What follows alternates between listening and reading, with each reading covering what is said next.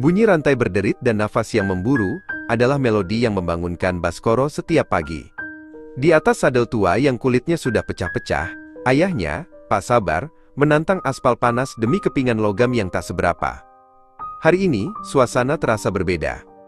Di sudut kamar yang sempit, sebuah jubah hitam dengan kain sutra mengkilap tersampir di dinding papan, kontras dengan bau oli dan keringat yang meresap di rumah mereka. Baskoro menatap toga itu dengan perasaan campur aduk.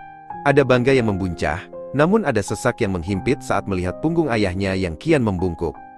Rahasia terbesar mereka bukan tentang kemiskinan, tapi tentang bagaimana sebuah pedal becak bisa mengantar seseorang melintasi gerbang universitas yang megah.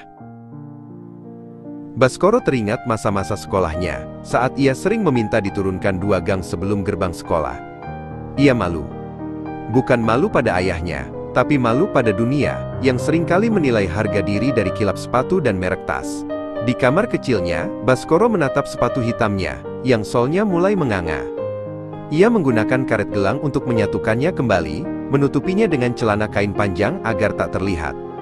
Baginya, setiap langkah menuju kampus adalah perjuangan untuk menyembunyikan bunyi plek-plek dari sepatu rusaknya. Namun, di balik rasa malu itu, ada ambisi yang membakar. Ia harus menjadi orang pertama di keluarganya yang mengenakan topi persegi itu. Pak Sabar bukanlah pria yang banyak bicara. Cintanya tidak diungkapkan dengan kata-kata manis, melainkan dengan bunyi gemerincing uang receh di dalam kaleng biskuit bekas. Setiap malam, saat Baskoro berpura-pura tidur, ia mendengar suara logam beradu di ruang tengah. Pak Sabar menghitung satu persatu koin seribuan dan lembaran uang lecek hasil tarikan becak seharian. Cahaya lampu minyak yang temaram mempertegas garis-garis dalam di wajahnya, menunjukkan betapa kerasnya hidup telah menempa tubuhnya. Uang itu bukan sekadar alat tukar. Itu adalah butiran keringat yang dikristalkan untuk membayar buku-buku tebal yang bahkan Pak Sabar tidak bisa baca judulnya. Pernah suatu ketika, saat semester akhir yang begitu berat, Baskoro hampir menyerah. Biaya penelitiannya membengkak, dan ia merasa tak tega melihat ayahnya pulang dengan kaki gemetar karena kelelahan. Namun, malam itu Pak Sabar mendekat, menyodorkan sebuah amplop coklat yang lembab oleh keringat. "Ini untuk masa depanmu, Le," ucapnya singkat dengan suara parau. Baskoro tahu, amplop itu berarti ayahnya tidak membeli obat rematiknya bulan ini. Ia melihat tangan ayahnya yang kasar, dengan kuku-kuku hitam, dan kapalan yang tebal. Di tangan itulah, nasib Baskoro digenggam erat-erat, agar tidak jatuh ke lubang kemiskinan yang sama. Hari wisuda akhirnya tiba. Pagi itu, Pak Sabar bangun lebih awal dari biasanya. Ia tidak menarik becak ke pasar seperti biasa. Sebaliknya, ia sibuk membersihkan becaknya dengan kain lap basah hingga kerangka besinya yang berkarat terlihat sedikit mengkilap. Ia mengenakan kemeja batik satu-satunya yang sudah memudar warnanya, hadiah dari mendiang istrinya 10 tahun lalu. Dengan telaten, ia memasang kain sisa berwarna merah di sandaran becak, agar terlihat lebih resmi. Hari ini, becak tua itu tidak akan mengangkut sayuran atau beras, melainkan seorang sarjana yang ia besarkan dengan tetesan peluh. Perjalanan menuju gedung serbaguna universitas adalah momen yang tak akan pernah dilupakan Baskoro. Di antara deretan mobil mewah yang mengantre masuk, sebuah becak tua melaju dengan tenang. Orang-orang menoleh, sebagian berbisik, sebagian tertawa kecil. Baskoro duduk tegak di kursi becak dengan toga lengkap, tidak lagi merasa perlu bersembunyi di gang sempit. Ayahnya mengayuh dengan dada membusung, seolah-olah ia sedang mengendarai kereta kencana paling megah di dunia. Meskipun kakinya gemetar menanjak jalanan kampus, Pak Sabar tidak berhenti. Ia ingin semua orang tahu bahwa orang kecil pun punya hak untuk bermimpi besar. Di dalam aula yang megah dan dingin oleh pendingin ruangan, nama Baskoro dipanggil sebagai lulusan terbaik dengan predikat cum laude. Saat ia berdiri di podium untuk memberikan pidato singkat, matanya mencari-cari di antara ribuan hadirin.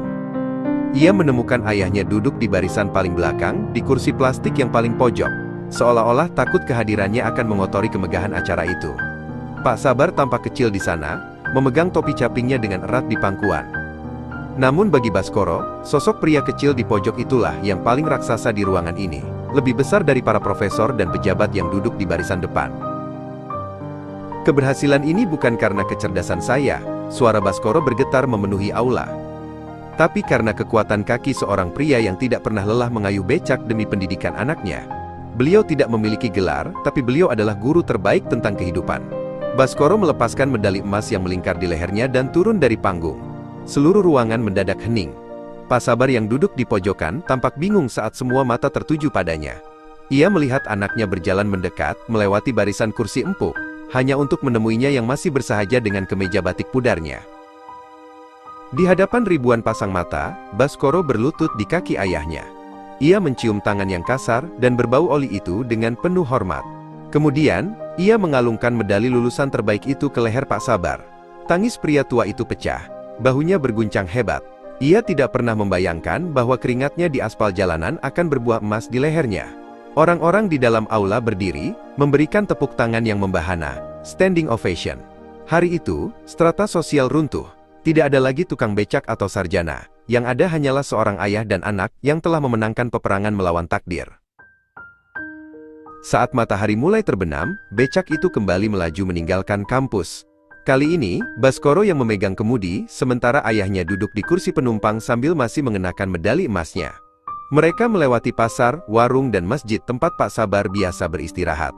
Perjuangan belum berakhir, namun hari ini mengubah segalanya. Baskoro belajar bahwa kemuliaan tidak datang dari apa yang kita miliki, tapi dari apa yang kita korbankan untuk orang lain. Becak itu terus bergerak, tidak lagi membawa beban kemiskinan, melainkan harapan baru yang siap dikayuh menuju masa depan yang lebih cerah.